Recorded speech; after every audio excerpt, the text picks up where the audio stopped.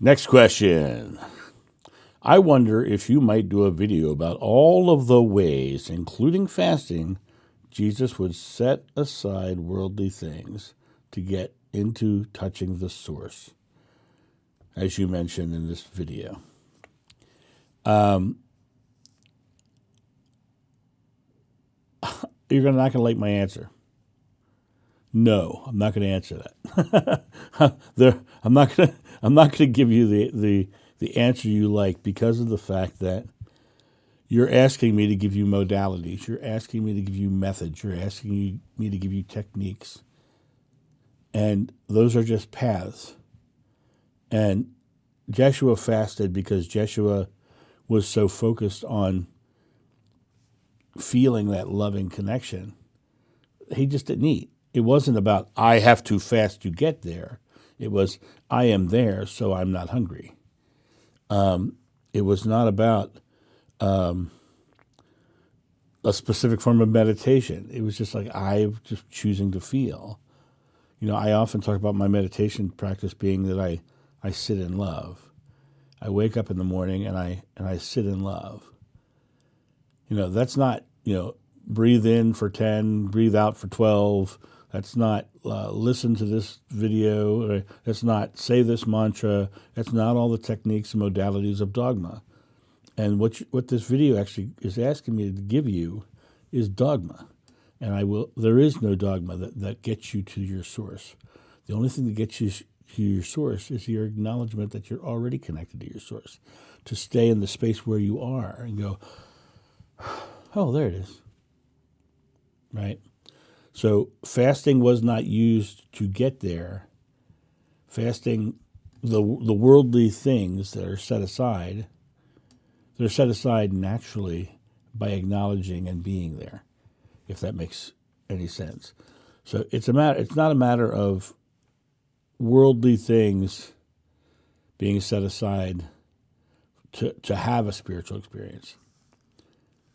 Okay, and that's the important part of this is that there is nothing in the physical world you can do or say that will get you there any faster than choosing. All of those things in the physical world, all those modalities, techniques, and methods are all designed to help you get to some space, some place. And the reality of it is you're going through all of those things to get to that place. But that place is at the bottom of every breath. And so all of those things, all of those dogmas, all those methods, all those techniques that are out there are literally just a pathway that's keeping you away from just going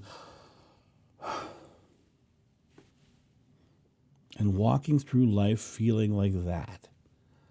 You feel stress, you feel anxiety, feel the source. You feel anger, you still feel pain, you feel stress, frustration, feel the source. You feel judgmental, you feel harsh, you feel like you're condemning someone. Feel the source. It's all right there. It's never not with you.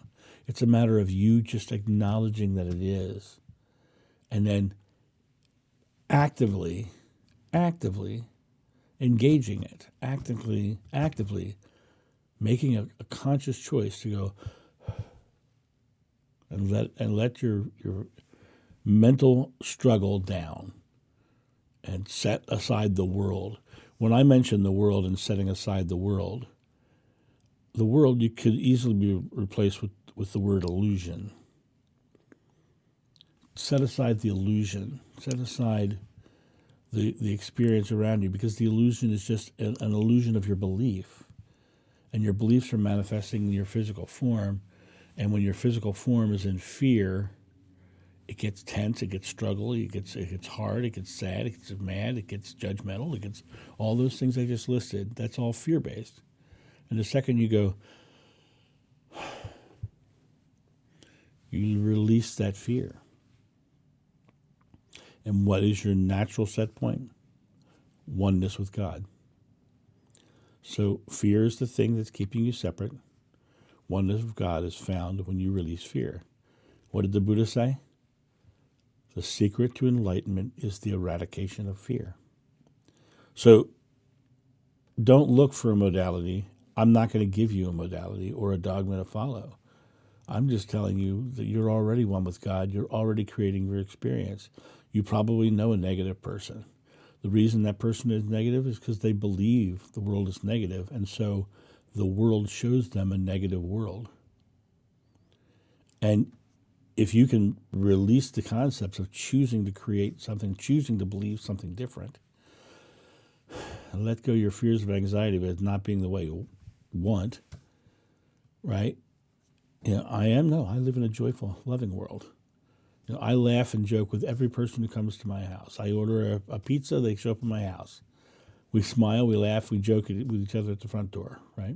I go to the grocery store, same thing. I go to I voted. I went and voted. I joked around with the lady working the counter. I had fun with the people around me. There wasn't, I obviously wasn't voting like everybody else in the room. Didn't matter. That's their beliefs. They can act upon their beliefs. I'm acting upon mine, so there you go. Why am I invested in what their beliefs are and how their beliefs are being played out in their world, right? That's my thought on this. You guys have a great day, and I'll talk to you soon. See ya. Bye. Thank you so much for watching. The John of New channel is solely funded by your generous donations and purchases of private readings and merchandise. To help out, go to johnofnew.com or use the donation link in the description below. Don't forget to like, subscribe, and share.